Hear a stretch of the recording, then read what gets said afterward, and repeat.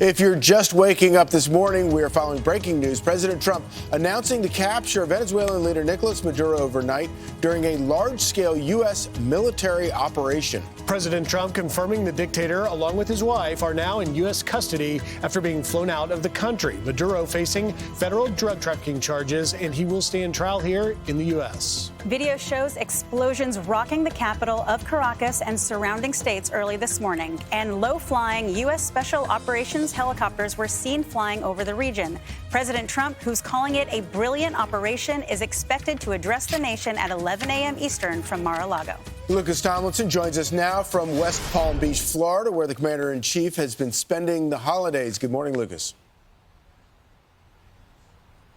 Good morning, Charlie. This is what we know. In a daring operation under the cover of darkness at 2 a.m. local time in Caracas, Special Operations Forces, likely the full Silver Bullet package, the National Mission Force, that would be Delta Force, the 75th Ranger Regiment, and perhaps SEAL Team 6, were launched from helicopters of the 160th Special Operations Aviation Regiment, the Night Stalkers, to assault the compound where Venezuelan leader Nicolás Maduro and his wife were sleeping. President Trump confirming the operation in a post on Truth Social. I'll read it for you guys. Posted earlier this morning, the president said, quote,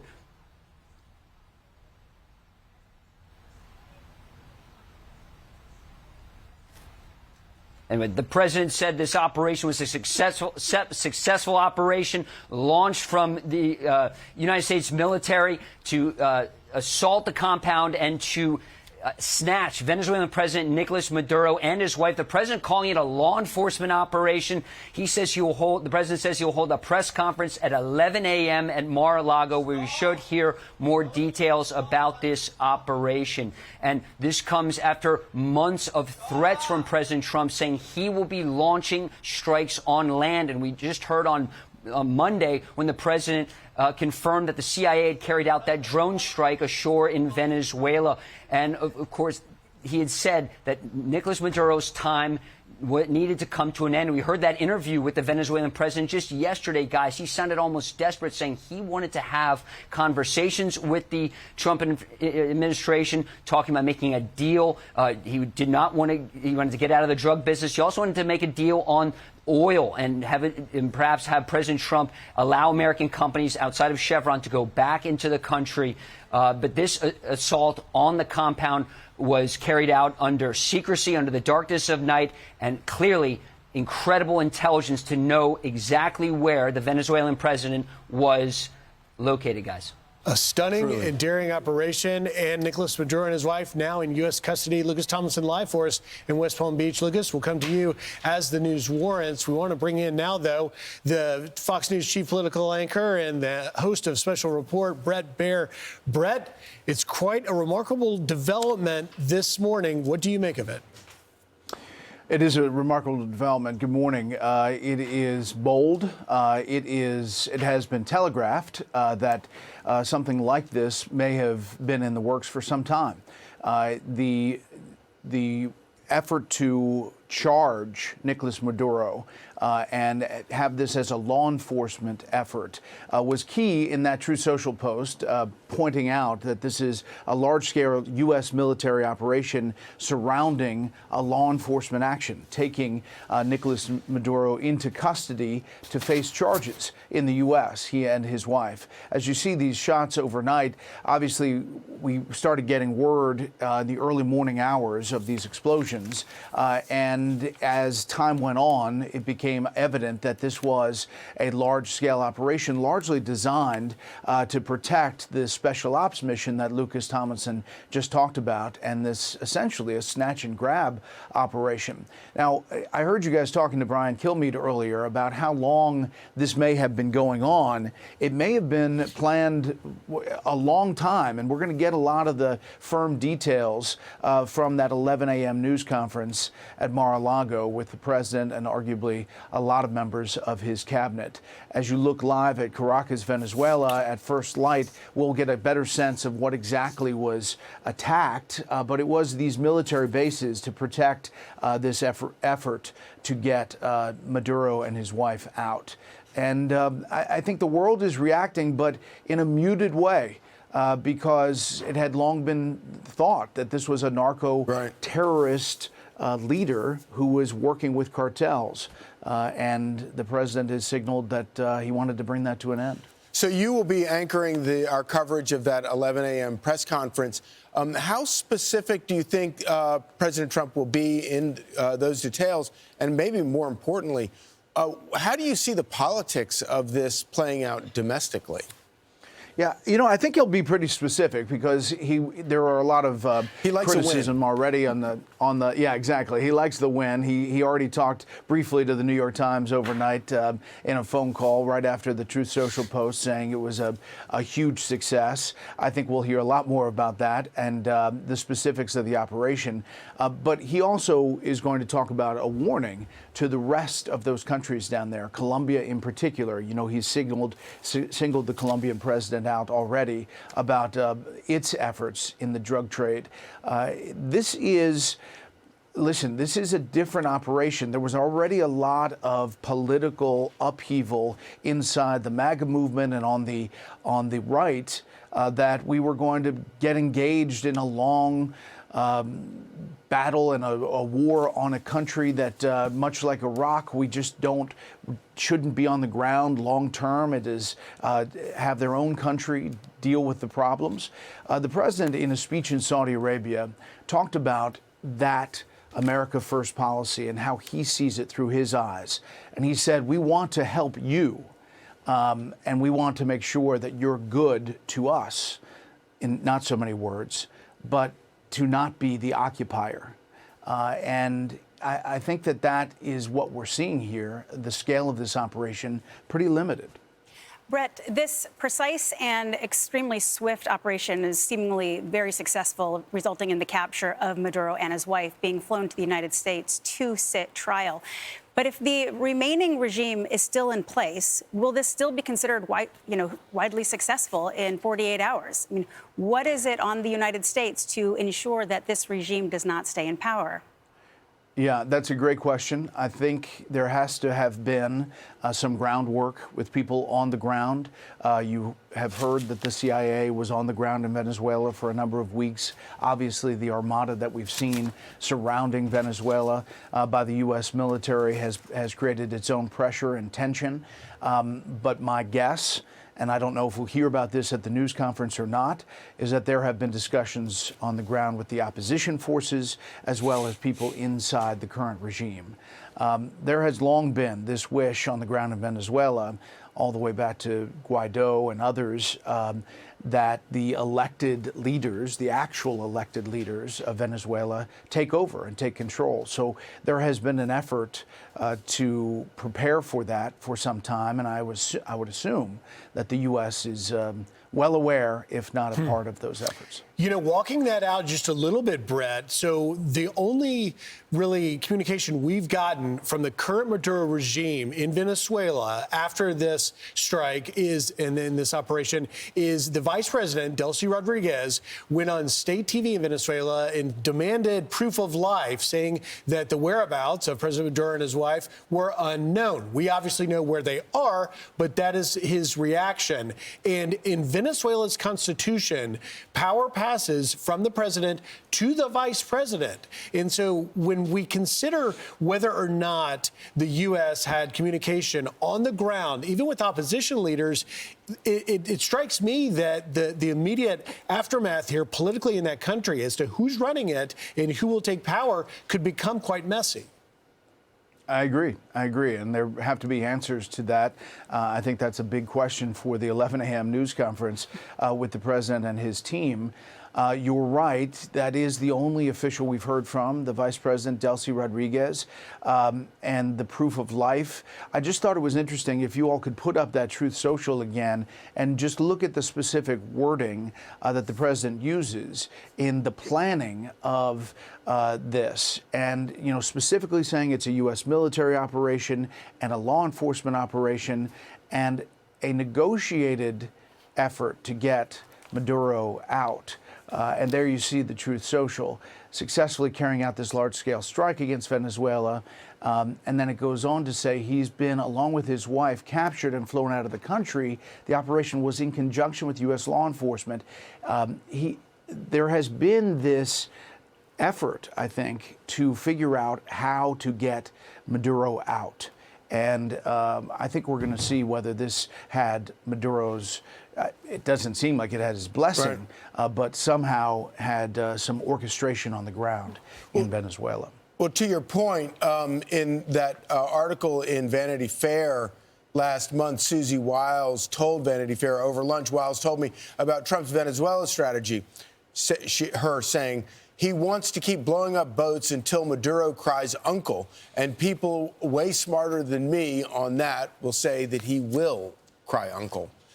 So, as you point out, this has been a pretty long game that the administration has been playing. Yeah, definitely, a cat and mouse game. And, you know, it was very bizarre that this video pops up of Maduro in a car doing an interview in a dash cam kind of video with saying he'll do whatever the U.S. wants. You know, I think that he knew the time had run out and there was imminent action that was coming. But he was essentially saying, you want us to work with you, you want us to work on oil, you want us to do this, we're happy to do it. He's talking about the conversation he had with President Trump in November, and it was very cordial. And since then, it had not been so cordial. You know, obviously things had come to an end for Nicolás Maduro, who was not the legitimate elected president of Venezuela. You obviously follow this stuff very, very closely. Are you surprised that countries like Cuba and China and Russia have not played a stronger hand in trying to protect him in the last couple of days? I think they felt it was futile, too. I'm not surprised that they haven't stepped in. I think they have their own hands full in different ways around the globe. China, Russia, Cuba. Cuba is worried about getting its oil from Venezuela. Essentially, Cuba is on the brink of falling too if they can't get support. Venezuela was their biggest conduit to that, so they're going to have to work that out. So listen, the map changes, and President Trump has changed the map already with action in Iran, as mentioned before. I think you're starting to see that map change now. And maybe a real question is China's influence in Latin America and what that looks like going forward from here. You know, Bret, you are our great historian here at the network. You just wrote a great book about President Teddy Roosevelt. And now as we look at what President Trump has done, I'm struck by Florida Congressman Carlos Jimenez has reacted this morning, comparing what has just happened to the fall of the Berlin Wall. Put that in historical context for us. Well, yeah, so he's coming from a perspective of, for the people of Venezuela, this is a big moment. I think we have to get from point A to point B to your question earlier about how this regime moves on, how the opposition takes over, all of that. But he's using that comparison because it's this freedom. And the sense in Venezuela on the ground is that they wanted this to be over. They wanted this regime to be done. There wasn't a lot of popular support for Maduro. He was trying to insinuate that there was by dancing on stages and singing. But, you know, the people that were in those crowds were told to be there. And they voted him out twice. But I think that the analogy is the people of East Germany. And when that actually happens, there is this relief and this amazing change. You know, you talk about Teddy Roosevelt. He was a kind of a peace through strength guy as well. And if you look at the actions of President Trump, the concerns about his legal authority, Mike Lee and others, I think they're going to talk about the scope of this and how limited it is, actually, but it yet is making a big change in the actions that they're taking. Bret, there is no such thing as peace through strength without a strong military, and President Trump has continued to show that with the operations that they have performed. You know, under President Biden essentially treated Maduro as a pest, as a nuisance. Instead, he rolled back the sanctions, he reopened oil, and he legitimized essentially his leadership by meeting with him. You know, we saw that weird video from the car yesterday from Maduro. Do you think that's because he had insight into what was going on? And do you think it was right that President Trump said, we are not going to legitimize you as leadership? We're not coming to the negotiation table. We have a red line, and we have to show that consequences, these are the consequences of essentially running your country into the ground and being a dictator. Yeah, I mean, he did set a red line, and obviously this was a person who was indicted and is going to face a trial. I don't know where he's going to be, whether it's in Miami or elsewhere, but it is something that was talked about for a long time, and he's living up to that moment. I agree with your assessment that, you know, some of these leaders, if they get a little bit, they take a lot, and it gives them a lot of leeway in their country without the pressure. Obviously, all of the U.S. military off the coast of Venezuela was massive pressure, not only on Maduro, but on his regime, on the rest of Latin America, as they looked at all of the firepower that was in the Caribbean and is in the Caribbean. I would assume that once you see this transition happen to the legitimately elected government, that all changes and our force posture changes as well. Hey, Bret, quickly, I want to get to the politics of this, because we're already seeing Congressman Jim McGovern saying that this was unauthorized and that Congress was not notified. I saw another member of the Senate Armed Services Committee in the minority saying that they weren't notified. Do you see this as kind of a big political battle we're about to see play out in Washington? Yes, and I will say there is criticism in the past for the Trump administration as far as notifying, especially the top tier of Congress, the leadership and the Intelligence Committee chairs and ranking members, and there are real questions about whether they should have been briefed, whether they should have been briefed in this case, in the Iran case, how that happened. And, you know, I'm sure there will be questions about that at 11 o'clock. But on the politics, just the pure politics, stopping narco-terrorism and drugs flowing into the U.S. is very popular, no matter how you ask the question on polls. Venezuelans inside the U.S. saying Nicolás Maduro facing justice, being pulled out of the country, and a transition to the elected government. The Venezuelans inside the U.S., that is very popular. It's a 90-10 issue, and if not 100. And I think that the politics of this, to argue the other way, is something that's going to be dangerous. But I think that the letting Congress know, there may be criticism that's legitimate there. Yeah, on the pure politics side of this, it's such a great point. Because, of course, obviously we're going to see a lot of pure politics, but it's going to be playing out as we see an actual court trial playing out at the same time in real time. And it's going to make it a lot more difficult to for Democrats in particular to kind of thread that needle. Yes, and that'll be front and center. It'll be all of the charges, all of the lists of the charges that Maduro faces, the specifics, all of it will come front and center if this goes as projected. And we've heard Secretary Rubio debrief Senator Lee about the process. And at least so far, Senator Lee, Mike Lee of Utah, is pleased, and he's one of the guys that was raising concerns about the parameters. Right. Well, we look forward to hearing more straight from the president about this morning's military operation. And Bret, you will be hosting special coverage of the president's address at 11 a.m. Eastern from Mar-a-Lago. Thank you so much for joining us, Bret Baier. Thanks, Bret. You bet. See you later. I'm Steve Doocy. I'm Brian Kilmeade. And I'm Ainsley Earhart. And click here to subscribe to the Fox News YouTube page to catch our hottest interviews and most compelling analysis.